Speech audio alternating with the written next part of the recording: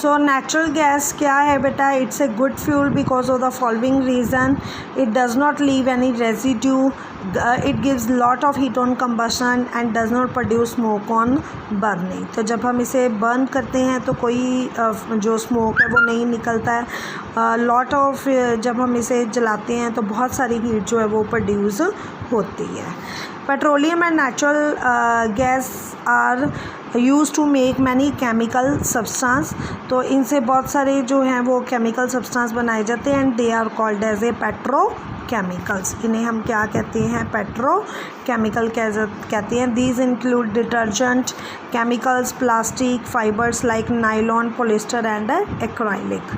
तो ये जो हमने नायलॉन है, पॉलिस्टर, एक्राइलिक, तो इन सब के बारे में हमने सिंथेटिक फाइबर्स एंड प्लास्टिक में भी रीड किया है इन सब्सटेंस का। तो अब आपको पता लग जाएगा कि ये जो सब्सटेंस है ये किन से बनाए जाते हैं, पेट्रोकेमिकल्स से बनाए जाते हैं, या दीज आर पेट्रोकेमिकल सब्सटेंसेस। ठीक है।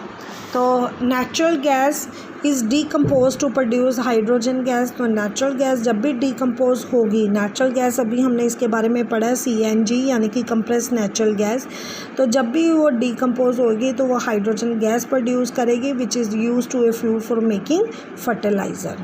तो ये तो था बेटा रिफाइनिंग के बारे में, फ्रैक्शनल डिस्टिलेशन के बारे में। अब ये जो फॉसिल फ्यूल है, कोल है, पेट्रोलियम है, इनके डिसएडवांटेज क्या हैं। तो ये जो कोल और पेट्रोलियम है ये दोनों ही क्या है, ऑर्गेनिक कंपाउंड है, कार्बन कंपाउंड है, और जब हम इनको जलाते हैं बहुत सारी हीट प्रोड्यूस होती है, लाइट प्रोड्यूस होती है, कार्बन डाइऑक्साइड जो है वो प्रोड्यूस होती है। लेकिन जब हम इनका मैक्सिमम बहुत ज़्यादा यूज़ करते हैं then they produce maximum amount of carbon dioxide, और ज़्यादा कार्बन डाइऑक्साइड के इंक्रीज़ होने से क्या हो जाता है, ग्रीन हाउस इफ़ेक्ट। ठीक है। तो सिंस कार्बन डाइऑक्साइड हमारे पास क्या है, ग्रीन हाउस है, इट कोज द फिनोमेना। तो इसकी वजह से ये जो कार्बन डाइऑक्साइड होती है दे प्रोड्यूस हीट, और ये हमारे इन्वायरमेंट को गर्म करती है, जिसकी वजह से ग्लोबल वार्मिंग क्रिएट हो जाती है। क्या होती है, ग्लोबल वार्मिंग। तो ग्लोबल वार्मिंग, ग्लोबल मतलब पूरी की पूरी अर्थ, और वार्मिंग मतलब वार्म होना, पूरी अर्थ का गर्म होना। किसकी वजह से गर्म होना, कार्बन डाइऑक्साइड की वजह से गर्म होना। तो that is called as a global warming. As a result the average temperature of the earth is increasing. तो अब देख रहे हो आप, जैसे जैसे पॉपुलेशन इंक्रीज़ होती जा रही है, गाड़ियों की जो क्वांटिटी है वो भी इंक्रीज़ होती जा रही है। तो उनकी अगर तो हर एक लोग पेट्रोल और डीजल का यूज़ कर रहे हैं, तो when they burn carbon dioxide is produce. तो carbon dioxide is reaches to the earth atmosphere and maximum carbon dioxide is reaches and they goes up to the sky and they heat the whole they warm up the whole earth। तो वो पूरी अर्थ को warm up कर रहे हैं, गर्म कर रहे हैं, तो जिसकी वजह से टेम्परेचर जो है वो राइज़ होता जा रहा है। तो अब देखिए बेटा, इस लॉकडाउन में जो है वो ट्रांसपोर्ट सिस्टम बहुत रिड्यूस हो गया है, बहुत कम जो है उसका यूज़ होता जा रहा है। तो आप टेम्परेचर में भी चेंजेस देखते होंगे कि इतनी ज़्यादा गर्मी नहीं पड़ रही है जितने कि आप लोगों ने पिछले कुछ सालों में आपने ऑब्ज़र्व की होगी। तो इसकी वजह से क्या होगा, average temperature of earth increasing which has a disaster effect of the ecological balance. तो ये कैसे इकोलॉजिकल बैलेंस, कैसे ये डिज़ास्टर इफेक्ट, देखो बेटा, अगर अर्थ का टेम्परेचर इंक्रीज़ होगा तो जो क्या कहते हैं आइस है, मतलब जो बाकी एरियाज़ है, तो वहाँ का भी टेम्परेचर इंक्रीज़ हो जाएगा, और उसकी वजह से जो आइस है वो मेल्ट होनी शुरू हो गई। अगर मान लीजिए टेम्परेचर ज़्यादा राइज़ कर गया तो सारी आइस मेल्ट होगी, तो इसकी वजह से फ्लड्स आने शुरू हो जाएंगे। और फ्लड्स से तो आपको पता ही है क्या क्या नुकसान होता है। Combustion of coal also release oxides of. तो जब भी हम किस कोल को जलाते हैं तो इसमें नाइट्रोजन, ऑक्साइड्स ऑफ नाइट्रोजन का मतलब है जैसे नाइट्रोजन डाइऑक्साइड है, सल्फ़र ऑक्साइड है, ये एयर में जाके मिल जाते हैं। फिर ये जब ये वाटर के साथ मिलते हैं तो ये क्या बनाते हैं, एसिड बनाते हैं, और इन्हीं की वजह से क्या होती है, एसिड रेन भी बनती है। तो such rain is called as a acid rain and it is harmful for soil के लिए हार्मफुल है, वेजिटेशन के लिए हार्मफुल है, और बिल्डिंग के लिए भी हार्मफुल है। तो partial combustion of coal and petroleum fuel produce carbon monoxide. तो what is the meaning of the partial combustion? तो यानी कि जो अच्छी तरह से जले हुए नहीं होते हैं, कोल और पेट्रोलियम अच्छी तरह से बर्न नहीं हो पाए हैं, then they produce carbon monoxide instead of the carbon dioxide, and carbon monoxide is a poisonous gas. तो ये आपने याद रखना है, which gas is called as a poisonous gas? तो carbon monoxide is a poisonous gas.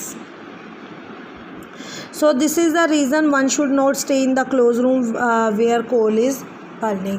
तो जहाँ पर भी कोला बर्न हो रहा होता है तो वहाँ पर क्या है, तो कोई भी जो रूम है उसे बंद नहीं करता। आपने बहुत सारे केसेस सुने होंगे कि विंटर में बहुत सारे लोग जो है अंगीठी जला लेते हैं और एक कमरे में बंद हो जाते हैं, तो सुबह उनकी न्यूज़ मिलती है कि वो बेहोश हुए थे अपने रूम में, या कईयों का तो ऐसा होता है कि डेथ भी हो जाती है। वो क्यों होती है? क्योंकि जब वो कोल को बर्न करते हैं तो then they produce carbon monoxide instead of carbon dioxide.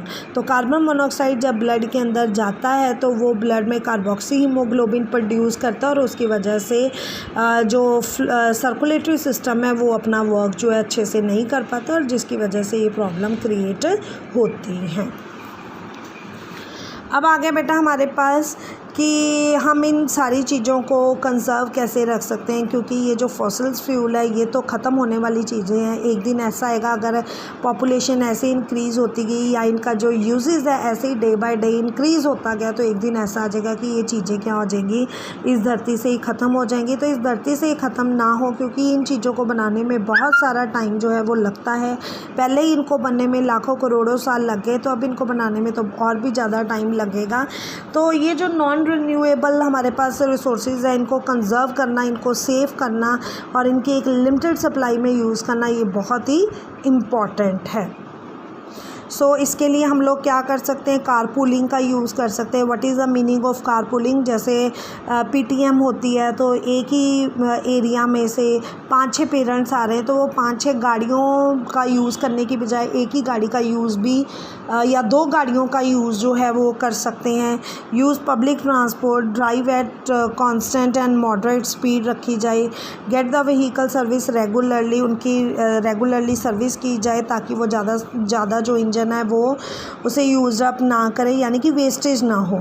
Switch off the engine at the traffic light. Use air conditioner in our vehicle only when the necessary. तो एसी का यूज़ वो तभी करें, क्योंकि एसी भी किससे चलता है, जो गाड़ी में फ्यूल डला होएगा पेट्रोल या डीजल, तो जहाँ पे नेसेसरी हो तो वहीं पर इसका यूज़ करना चाहिए। Ensure that the tyres have optimum pressure. तो टायर के अंदर भी प्रेशर क्या होना चाहिए, ऑप्टिमम होना चाहिए। तो आई होप बेटा आपको ये जो चैप्टर है ये बिल्कुल क्लियर हो गया होगा। This is very important chapter, very interesting chapter.